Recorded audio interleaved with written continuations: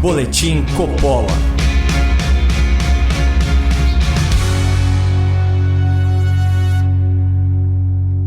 Sejam muito bem-vindos a um Boletim Coppola sobre um despertar para a realidade. Após hibernar por 3 longos anos, fechando os olhos para abusos de autoridade e violações à Constituição, setores da velha imprensa parecem estar acordando para a necessidade urgentíssima de pressionar o STF e denunciar os arroubos autoritários do seu xerife, como é conhecido entre os seus pares, o ministro Alexandre de Moraes. Finalmente, uma emissora da televisão aberta decidiu tirar o seu manual de jornalismo lá da gaveta e honrar essa nobre profissão que tem sido maculada pela militância partidária e pela covardia. Mas longe de mim criticar novos aliados, parafraseando a bandeira das Minas Gerais, viva a coragem, ainda que tardia. Nos últimos dias, a Rede Bandeirantes brindou sua audiência com editoriais incisivos sobre os excessos mais recentes do senhor Alexandre de Moraes, carrasco da liberdade de expressão e bedel de conversas privadas de WhatsApp.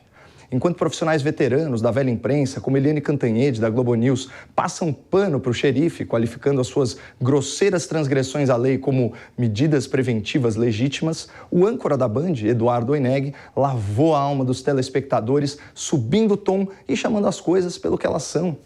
Mais importante até que o conteúdo desses textos é o seu simbolismo. Eles representam a quebra da inércia que impedia veículos tradicionais e grandes grupos econômicos de se manifestarem contra os arbítrios, os caprichos e as injustiças patrocinados por nossos iluministros. E confesso, é um deleite compartilhar com a qualificadíssima audiência do Boletim Coppola os principais trechos desses artigos de opinião lidos ao vivo na TV Bandeirantes. Vamos começar pelo editorial de semana passada, 24 de agosto, data da operação policial na Casa dos Empresários. Uma operação fundamentada no vazamento ilegal de mensagens particulares que, convenhamos, não possuíam nenhum conteúdo criminoso. Aspas para a Band. De duas, uma.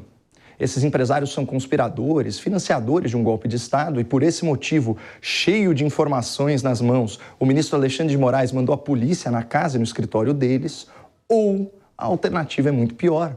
Alexandre de Moraes enlouqueceu, passou a achar que tem um poder quase que divino sobre a vida das pessoas. E é por esse motivo que a gente não pode tratar esse caso como outro qualquer.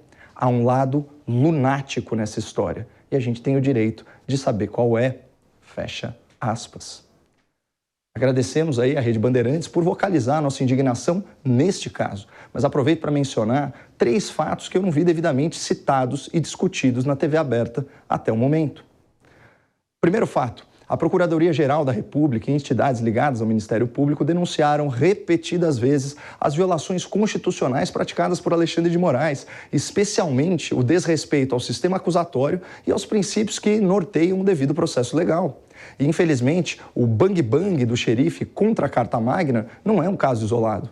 Se Alexandre de Moraes enlouqueceu, como sugere o editorial da Band, ele não enlouqueceu sozinho e está bebendo da mesma água que outros ministros. E eis o segundo fato acobertado pela velha imprensa. Ministros do STF se enxergam maiores que a Constituição, superiores aos demais poderes e acima da vontade popular. Basta ler, basta ouvir suas próprias palavras. Aspas para Dias Toffoli, ex-presidente do STF. Nós já temos um semipresidencialismo com controle de poder moderador que hoje é exercido pelo Supremo Tribunal Federal. É isso mesmo. Para Toffoli, o STF aboliu o presidencialismo aprovado pelo povo em plebiscito e, de quebra, o tribunal impôs seu poder moderador, exatamente como na época do Império, em que a autoridade do monarca, fundamentada no direito divino, se sobrepunha aos demais poderes. Acharam ruim? Que tal essa fala do atual presidente do STF, senhor Luiz Fux? Aspas. Enquanto Suprema Corte, nós somos editores de um país inteiro. E eu aqui achando que ministros do STF eram apenas juízes que deveriam guardar a Constituição, não editar, corrigir, modificar, acrescentar ou suprimir o seu texto. Finalmente chegamos ao terceiro fato, esse completamente ignorado pelo jornalismo covarde e militante que se pratica em certas redações por aí. nenhum grupo de comunicação da velha imprensa, nenhuma grande emissora de rádio e TV, à exceção da Jovem Pan, noticiou o inédito abaixo-assinado pela análise dos pedidos de impeachment contra Alexandre de Moraes. O documento reuniu mais de 2.700.000 assinaturas, foi entregue em mãos ao presidente do Congresso por 3 senadores da República e obrigou Rodrigo Pacheco a bloquear suas redes sociais por mais de um ano, tamanho volume de críticas à sua conduta antidemocrática ao desprezar o clamor popular. E apesar de tudo isso, nem um pio da grande mídia. Onde estavam as críticas corajosas do jornalismo raiz nesses momentos cruciais? Estavam isoladas na Jovem Pan. Onde estava a velha imprensa, enquanto o ativismo judicial, câncer da democracia, era consagrado e normalizado no mais soberbo tribunal do país? Estava na barra da toga dos ministros, mendigando atenção e acesso. Mas, enfim, são águas passadas, como ensina a sabedoria popular, antes tarde do que nunca. Passemos, então, ao episódio mais recente de esculacho ao autoritarismo. Vamos aos principais trechos do editorial do Jornal da Band de 30 de agosto. Aspas. O Brasil, ainda chocado com a ação da Polícia Federal na casa e no escritório de 8 empresários, esperava que o ministro Alexandre de Moraes apresentasse a justificativa para ter autorizado essa operação. Mas o que apareceu não convence e a pergunta continua: onde estão as provas? Porque trocas de mensagens, apenas opiniões sem ação, não configuram crimes e estão longe de fundamentar aquela operação policial. Vão crescendo sinais de que estamos diante de mais um desatino do nosso judiciário. Sem provas claras e contundentes, Alexandre de Moraes desempenha nesse episódio mais o papel de mandante fora da lei e da Constituição do que de ministro, que deveria zelar por essa mesma lei, por essa mesma Constituição.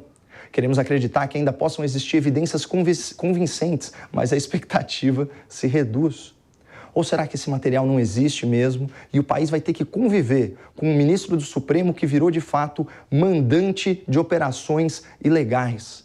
O ministro justiceiro. Fecha aspas. Olha, é tanta informação que vale a pena a gente recapitular os principais argumentos desses editoriais. Uma das possibilidades contempladas pelo jornalismo da Band é que, aspas, Alexandre de Moraes enlouqueceu e passou a achar que tem poder quase divino sobre a vida das pessoas. Segundo a emissora, há um lado lunático nessa história e a gente tem o direito de saber qual é. Além disso, a Band não encontrou nos autos provas que fundamentassem a operação policialesca contra os empresários e questionou a conduta do ministro Alexandre de Moraes e seu papel como, aspas, justiceiro e mandante fora da lei. Se a Rede Bandeirantes pegar gosto pela verdade e resolver dar mais atenção às decisões criativas e voluntariosas de ministros do STF, com certeza não faltarão bons editoriais. O país e a audiência agradecem.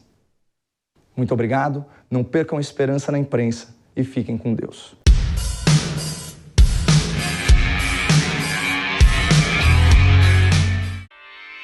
Realização Jovem Pan News.